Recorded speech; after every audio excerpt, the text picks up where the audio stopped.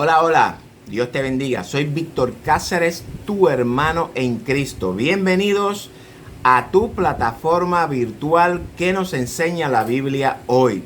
Una plataforma diseñada para ti. Tú que escudriñas las Escrituras y quieres conocer la verdad bíblica, la verdad que te liberta de las mentiras, los engaños, falsedades, hipocresías y prejuicios del mundo. En esta plataforma vas a aprender a escudriñar y a interpretar la palabra de Dios a la luz de lo que el Espíritu Santo reveló al momento de la inspiración a los escritores bíblicos. Enseñanzas de Dios, no enseñanzas de hombres.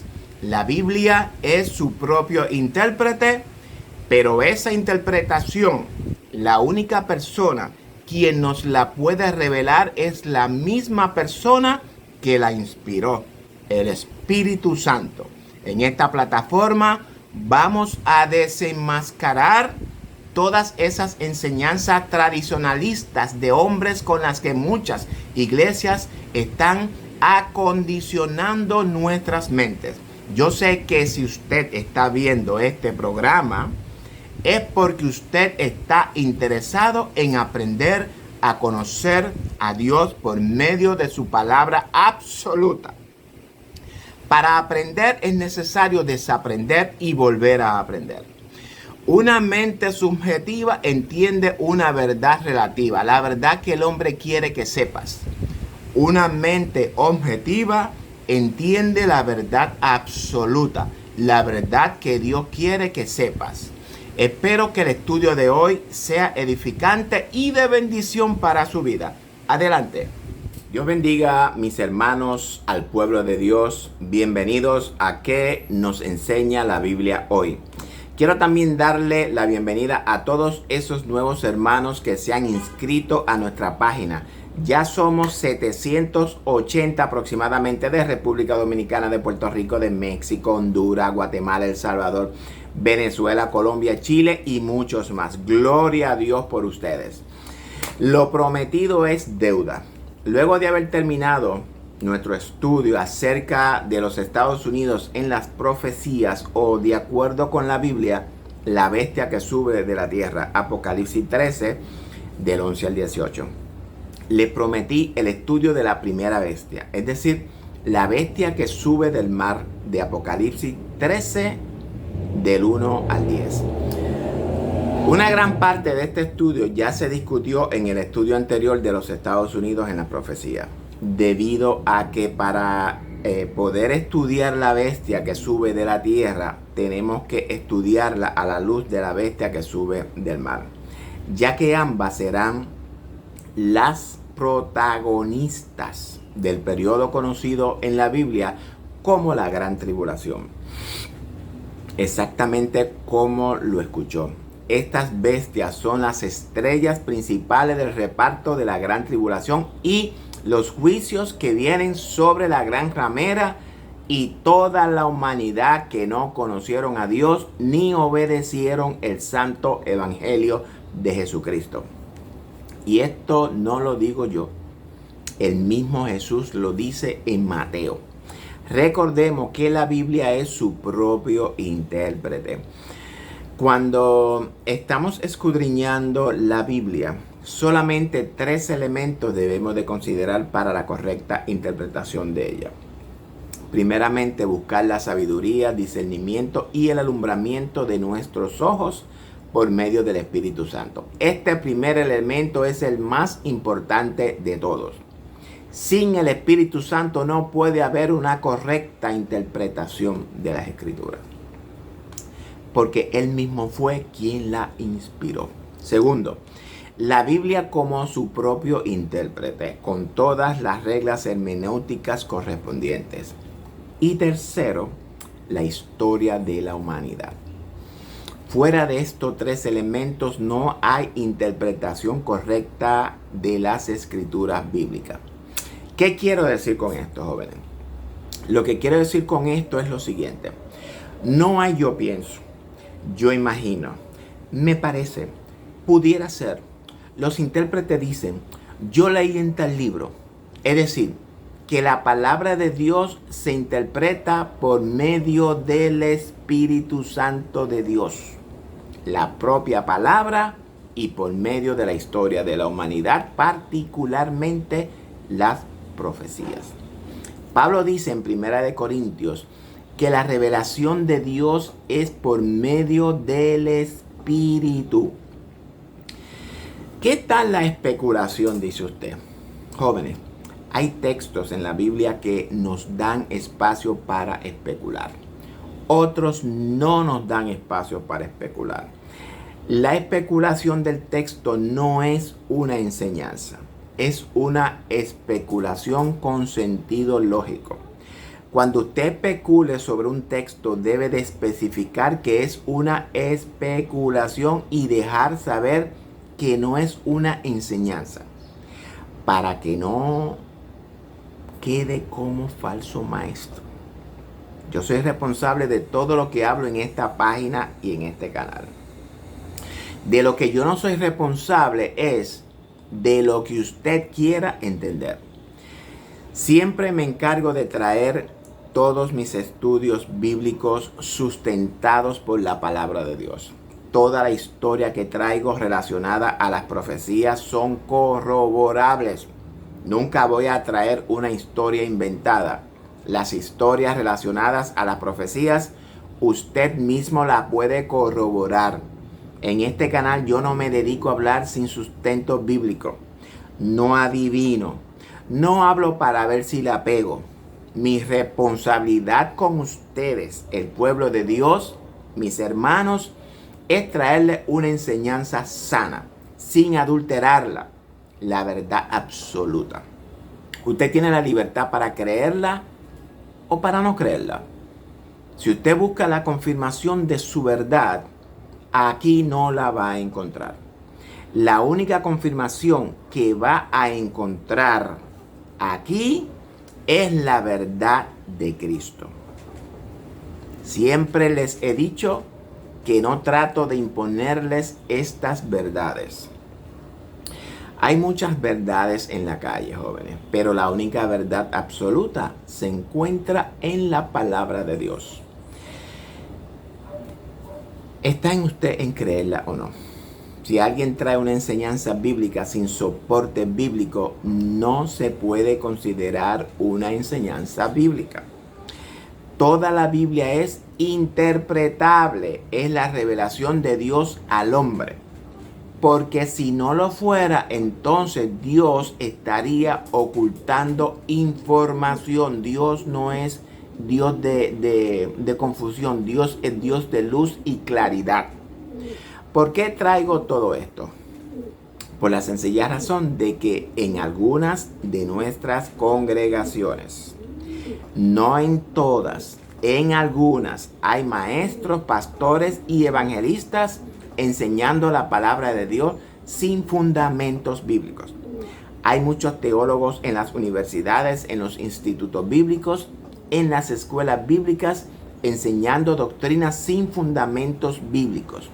Es decir, que enseñan lo que oyen de otros, hacen sus propias interpretaciones o simplemente repiten lo que han enseñado, lo que le han enseñado a ojos cerrados, sea bueno y lo consideran como bueno y válido.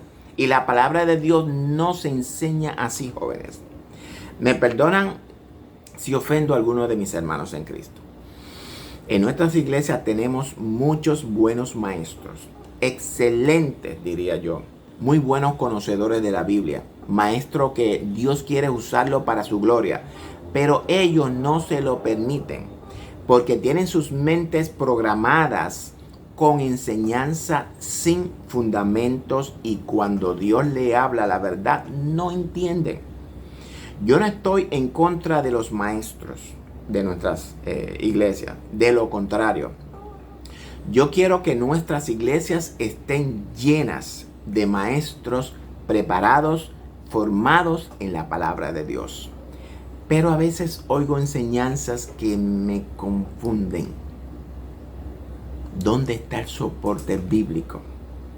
Y no quiero decir con esto que son falsos maestros, son excelentes maestros, pero deben de formarse en la palabra, no en lo que oyen de otros. Dije anteriormente que la palabra de Dios es interpretable, es revelada por el Espíritu Santo. Por tanto, no hay necesidad de enseñarla con errores. No estoy diciendo que con esto usted se pierde. No quiero decir eso. Lo que quiero decir es que, por favor, no maltratemos la correcta interpretación de la palabra con interpretaciones humanas. Si usted ve que yo doy una interpretación sin fundamento bíblico, jóvenes, escríbame inmediatamente. Dígame dónde cometí el error para revisarlo y corregirlo. Es de esta manera como el Señor me ha llevado a estudiar las Escrituras, cometiendo errores, dándome cuenta de ellos y corrigiéndolos. Yo no soy perfecto ni pretendo serlo. Soy humano y me equivoco. Cometo errores, igual que todos. Siempre procuro en toda mi enseñanza tener un soporte bíblico para sustentarla, no forzándola como muchos hacen. Yo sé que hay hermanos que no les gustan mis enseñanzas porque chocan con las de ellos. Y yo entiendo eso, porque también yo pasé por eso. No crean que fue fácil para mí. Me costó mucha oración, escudriñar las Escrituras, investigar, corroborar con la diferencia de que yo investigué la razón por la cual chocaba con las enseñanzas que yo había tenido. Pero para que usted haga eso es necesario tener un interés genuino por conocer la verdad bíblica, la verdad que te liberta. Cuando nos metemos en oración para que Dios nos revele su verdad absoluta y meditamos en el estudio de su palabra, jóvenes, yo le garantizo que Dios lo va a guiar a la correcta interpretación. Hay un dicho que aprendí. Para aprender tengo que desaprender para volver a aprender. Tenemos que dejarnos moldear por la palabra de Dios. Sustituir esa vieja programación en nuestras mentes por una nueva programación con base en la palabra de Dios. Hasta que nosotros como iglesia, jóvenes, no empecemos a hacer como los hermanos de Berea, que iban corroborando con las Escrituras todas las enseñanzas que recibían, vamos a vivir una vida salva, pero con algunas falsas enseñanzas, por no decir muchas, y moriremos sin conocer la verdad de Dios. Moriremos salvos, pero sin conocimiento, y esa no es la idea. Le dije anteriormente, no es mi intención ofender a ninguno de mis hermanos en Cristo. Solamente quiero que reconsideremos el estudio profundo de las Escrituras, recapacitemos en las enseñanzas bíblicas y no nos encerremos en nuestro propio razonamiento. Solamente quería aclarar antes de continuar este grandioso estudio profético de la bestia que sube del mar. Apocalipsis 3 del 1 al 10. Dije también en el estudio anterior que para que logremos tener una idea de la imagen de esta bestia que sube del mar, era necesario analizarla a la luz de Daniel 7 e ir a la historia de la humanidad, cómo actuó esta bestia que sube del mar, que era, no es y está lista para subir del abismo. Según nos muestra Apocalipsis 17, 8. Al igual que la bestia que sube de la tierra, no podemos analizarla sin la bestia que sube del mar. Tampoco la bestia que sube del mar podremos analizarla sin analizar esa misma bestia a la luz del sueño de Daniel 7 y Apocalipsis 17. Les voy a pedir por favor que presten mucha atención a este estudio.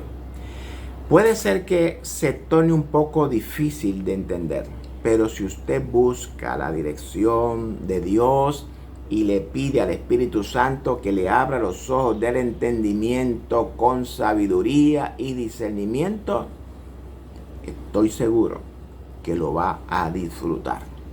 Vamos a entrar en la visión de Daniel capítulo 7 del 1 al 28. Para que se les haga más fácil entender, voy a ir definiendo versos por versos o en grupitos acerca de lo que nos dice el Espíritu Santo en estos versos. La Biblia divide el sueño de Daniel en dos partes.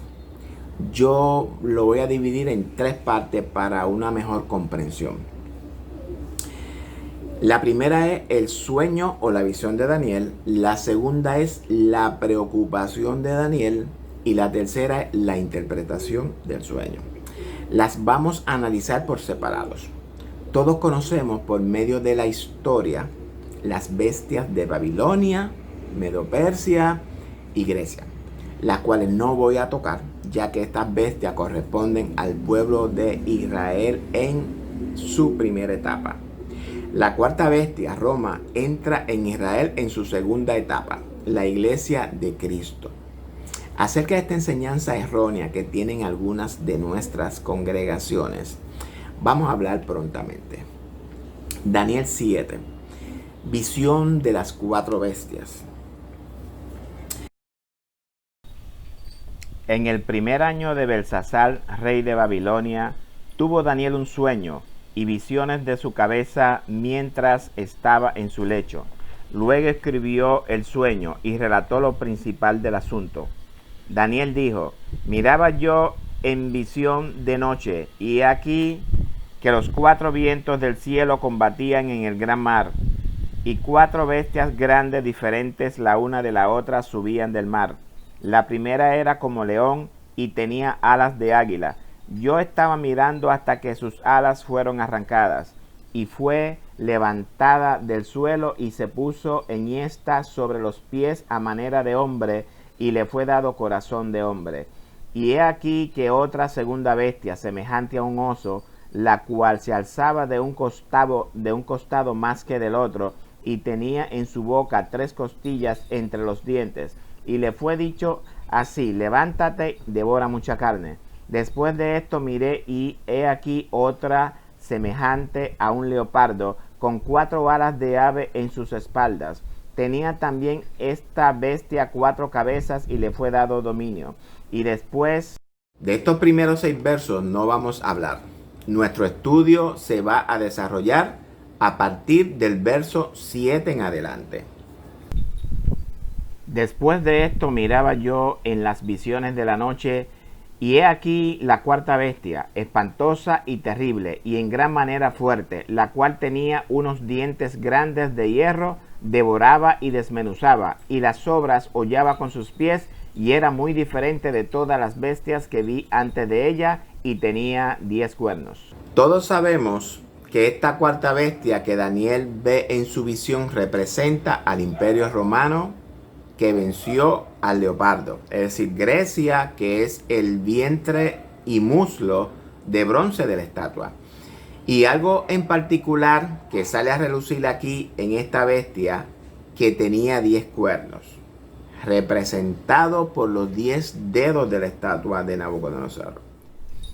Mientras yo contemplaba los cuernos, he aquí que otro cuerno pequeño salía entre ellos, y delante de él fueron arrancados 3 cuernos de los primeros. Y he aquí que este cuerno tenía ojos como de hombre y una boca que hablaba grandes.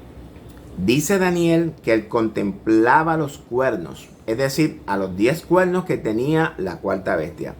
Finalmente, en el 476 después de Cristo, el imperio del occidente quedó dividido en 10 reinos. Los anglosajones, los alamanes, los burgundios, los visigodos, los suecos, los lombardos, los vándalos, los ostrogodos y los francos y los érulos. Ese cuerno pequeño que dice Daniel que salía entre los 10 surge en el reinado del emperador Constantino I y nace de la unión de la iglesia cristiana y el Estado romano. Esto lo expliqué detalladamente en el estudio de Estados Unidos en las profecías. Y 3 reinos arrianos trataron de imponérseles y fueron destruidos: los vándalos, los érulos y los ostrogodos. El arrianismo era un pensamiento teológico no trinitario. Afirma que Jesucristo fue creado por Dios Padre y está subordinado a él. En otras palabras, la destrucción de este pensamiento que gobernaba sobre estos tres reyes fue favorable para nuestra doctrina trinitaria. En el estudio de la bestia que sube de la tierra, aprendimos cómo nace la Iglesia Católica. Lo voy a repetir para beneficio. Esta surge cuando la iglesia primitiva se corrompió al apartarse de la sencillez del evangelio y al aceptar costumbres y ritos paganos. Pierde el espíritu y el poder de Dios. Y para dominar las conciencias buscó apoyo del poder civil. El resultado de esta unión fue el papado, es decir, una iglesia que dominaba el poder del Estado y se servía de él para promover sus propios fines y especialmente para extirpar la herejía. Estos herejes, según el papado, eran los cristianos que no querían aceptar sus ordenanzas religiosas. Y veía yo que este cuerno hacía guerra contra los santos y los vencía, dice Daniel 7, 21. Sabemos que no solamente este cuerno hacía guerra contra los santos y los vencía, sino que también la misma bestia, antes de que se levantara el cuerno pequeño, eran perseguidores de los cristianos por los primeros 3 siglos bajo el dominio de Nerón, Domiciano, Trajano, Marcos Aurelio, Máximo Trac, Decio, Valeriano, Aureliano, Diocleciano y finalmente por el Papa, por medio de la Inquisición originada por el Papa Lucio III por medio de una bula papal, que es un instrumento que se fundamenta en el poder papal conteniendo ordenanzas, condenaciones, decretos, indulgencia o concesión de beneficios. Aprovecho para hablar de lo que es la Inquisición. ¿Qué es la Inquisición? La Inquisición fue establecida en la Edad Media, siglo XIII, y fue dirigida, como todos sabemos, ¿verdad?, por la Iglesia Católica Romana. Estaba compuesta por tribunales que juzgaron a todos aquellos que atentasen contra las doctrinas de esa institución. Vamos a continuar con el verso 9. Estuve mirando hasta que fueron puestos tronos, y se sentó un anciano de días, cuyo vestido era blanco como la nieve, y el pelo de su cabeza como lana limpia. Su trono llama de fuego, y las ruedas del mismo fuego ardiente. Un río de fuego procedía y salía delante de él. Millares de millares le servían, y millones de millones asistían delante de él. El juez se sentó, y los libros fueron abiertos. Este texto da por terminada la primera división del sueño y habla de un juicio. Acerca de este juicio, tengo en el verso 22 más adelante comentarios. El verso 11 da inicio a la segunda división, la preocupación de Daniel. Yo entonces miraba a causa del sonido de las grandes palabras que hablaba el cuerno. Miraba hasta que mataron a la bestia, y su cuerpo fue destrozado y entregado para ser quemado en el fuego. Una vez Daniel relata el sueño completo, vuelve atrás al cuerno pequeño y amplía un poco más detallado el sueño. Este texto nos da a entender lo que sucederá con la bestia al ser destruida, es decir, Roma. Habían también quitado a las otras bestias su dominio, pero les había sido prolongado la vida hasta cierto tiempo. Este texto lo vamos a interpretar por separado. ¿Quiénes les habían quitado a las otras bestias su dominio? La respuesta la encontramos en el verso 2 de Daniel. Dijo: miraba yo en mi visión de noche, y he aquí los 4 vientos del cielo combatían en el gran mar. Los 4 vientos del cielo, es decir, las guerras, les habían quitado a las otras bestias su dominio. ¿A quién se le prolongó la vida hasta cierto tiempo? El contexto del verso 12 nos dice que fue a la bestia, es decir, al imperio romano.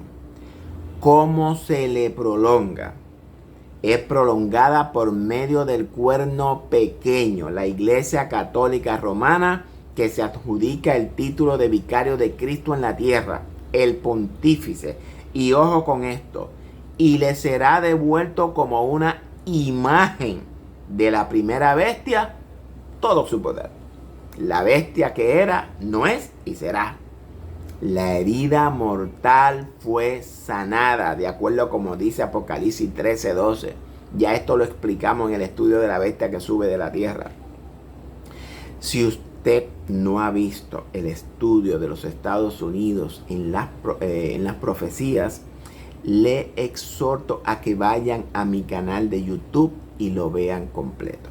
Bueno, vamos a dar por terminada esta primera parte y continuamos con la segunda en breve tiempo. Dios les bendiga.